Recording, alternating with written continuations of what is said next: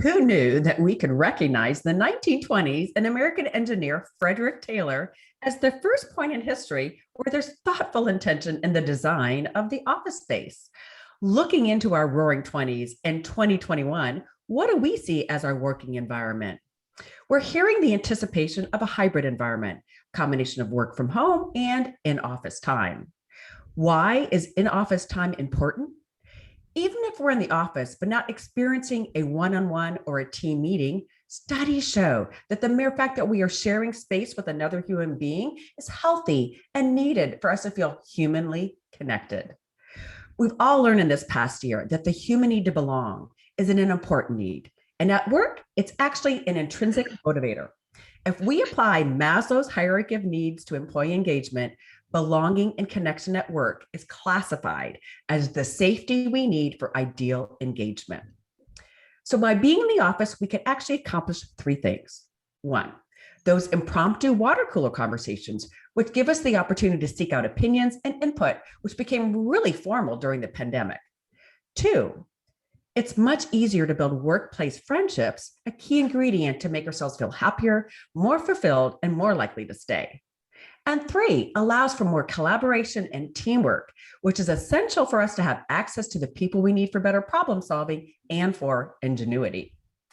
Looking forward, as we begin to take off our masks, do not underestimate or turn down that opportunity to get back into the office. It has a lot more positive benefits for our emotional and ultimately our physical well-being than just getting out of the house. Matt, what are your thoughts? Thanks, Kimberly. What a fascinating coincidence that the modern office space that we know was created in the 1920s, the Roaring Twenties. And here we are recreating the workspace in our Roaring 2020s. I've particularly enjoyed watching the evolution of meeting behaviors online over the course of the last year. For instance, in pre-pandemic meetings, there were people who sat at the head of the table. Some sat in the back of the room. Some spoke up, some didn't. In the virtual meeting environment, it kind of serves as an equalizer of sorts. For instance, in gallery mode, everyone appears on the screen and every individual gets to arrange the other meeting participants as they wish, which is very different than taking a seat in a physical room. And since there's only one audio channel, I find that people tend not to interrupt each other and people are allowed to finish their thoughts. In the virtual meetings I've attended generally have a moderator to serve as traffic controller, so people aren't speaking over each other all the time. So going forward, I hope the good behaviors of virtual meetings migrate to in-person and hybrid meetings. I noticed in pre-pandemic hybrid meetings that people who joined online could be overlooked or minimized.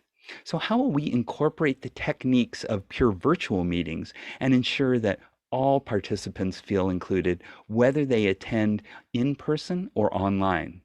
I'm excited to see how we'll collectively recreate our meeting spaces in the roaring 2020s.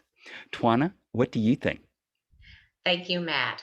So whether we're focusing on the ideal workspace design or that optimally included workforce, we see that the roaring 20s was considered boom time for big business. Experts predicted there is change in the air. President Calvin Coolidge declared, "The business of America is business." More immigrants, more African Americans, and more women were entering the workspace. We see large scale movements from the rural areas to the bright lights of the big cities. Factories sprang up everywhere as workers had to work long hours for low wages, and installment plans ruled daily decision making. You see, that innovative installment plan meant you did not have to wait long for those highly coveted kitchen appliances or that new car. These changes created a shift in the power dynamics of big business. So come with me to the roaring 2021. Change again is in the air. After a shuttered 2020, businesses are beginning to come to life. Workers are demanding better working conditions, signing bonuses, and pay raises. So yes, change is in the air. Leadership must confront these changes if they want to remain relevant in the workplaces. So leaders, what are you going to do to confront this shift in the power dynamics of big business?